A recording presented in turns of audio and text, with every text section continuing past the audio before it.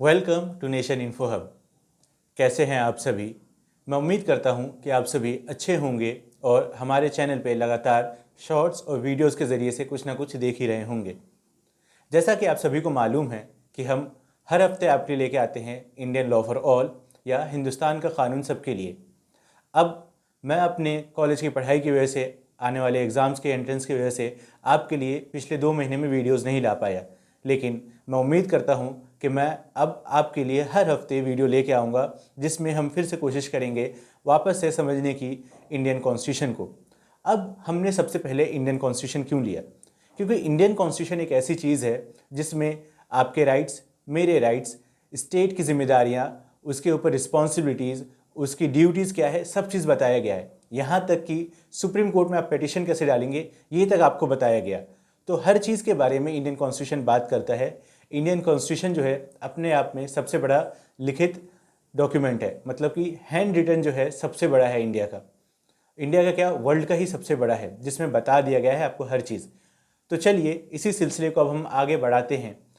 आपने पिछली वीडियो में देखा था कैसे हमने लोकसभा और राज्यसभा के स्पीकर एंड चेयरमैन के बारे में बात किया था कि उनकी क्या चीज़ होगी, उनकी ड्यूटीज़ क्या होगी, वो किस हिसाब से काम करेंगे। अगर आपने हमारा पुराना वीडियो नहीं देखा है तो हमारे चैनल के playlist Indian law for all पर जाकर देख सकते हैं और वहाँ से आप इस सिलसिले को आगे शुरू कर सकते हैं। तो चलिए अब हम जानते हैं, समझने की कोशिश करते हैं। आज का आर्टिकल वो है इंडियन कॉन्स्टिट्यूशन का आर्टिकल 97। इससे पहले कि मैं आपको इंडियन कॉन्स्टिट्यूशन का आर्टिकल 97 बताऊं उसमें क्या बात बोली गई है, मैं आपको एक एग्जाम्पल देना चाहता हूं। आप सभी को मालूम है कि हम लोग अपना मकान बनवाते हैं, अपना घर बनवाते हैं, उसके लिए हम सामान मंगवाते हैं। हम उसके लिए ईंट मंगाते हैं, हम उसके लिए सीमेंट मंगाते हैं, रेत मंगाते हैं और बहुत सारी चीज़ें मंगाते हैं। और उन सब चीज़ों को मिलाकर कामगार जो हैं, जो आपके मिस्त्री है, वो काम करता है और दिन के आखिर में आप उन मिस्त्री को, उन कामगार को उनका पैसा देते हैं, उनके हक़ की अदाई करते हैं कि हाँ ये आपका काम करने का पैसा है और ये आप लेके जाइए।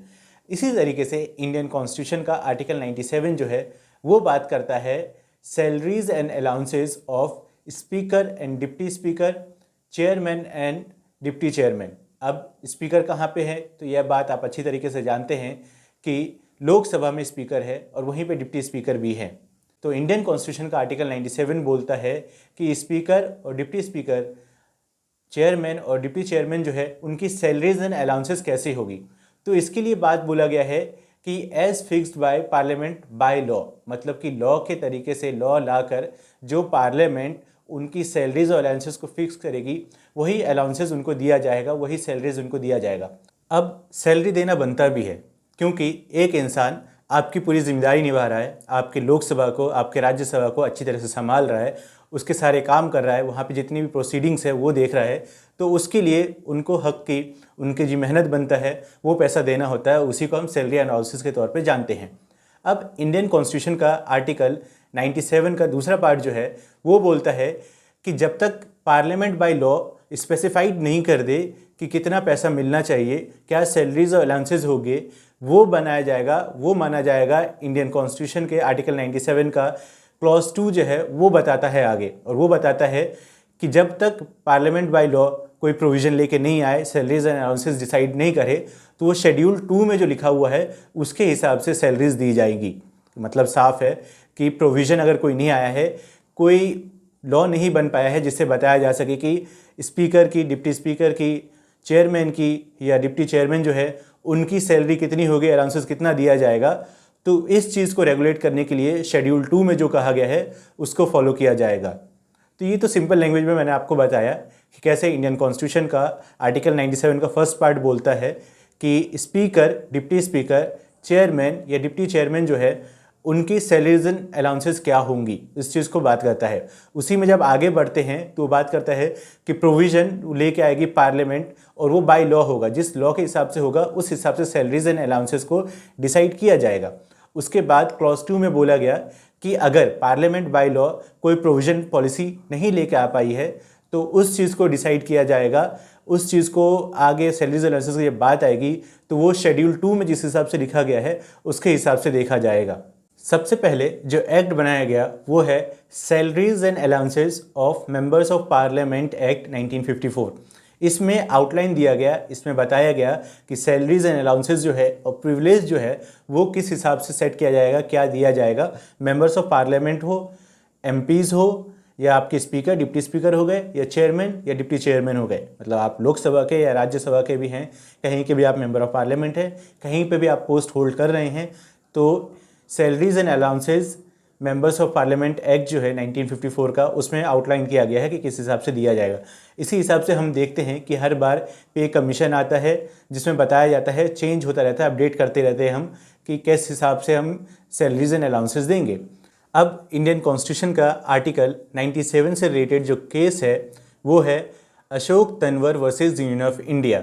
ये 2013 का केस है और इसमें स्पेसिफिकली बात किया गया था कि members of parliament, deputy chairman, chairman, speaker, deputy speaker जो हैं, इन लोग की या कोई भी पोस्ट होल्ड कर रहा है राज्यसभा में या लोकसभा में, इनके प्रिविलेजेस क्या होंगे, इनके अलाउंसेस क्या होंगे, इनकी सैलरीज क्या होंगी, इनको क्या बेनिफिट दिया जाएगा, इन सब चीज़ों को लेकर अच्छी तरीके से Ashok Tanwar versus union of India 2013 के केस में बात किया गया। अब ये केस क्यों हुआ?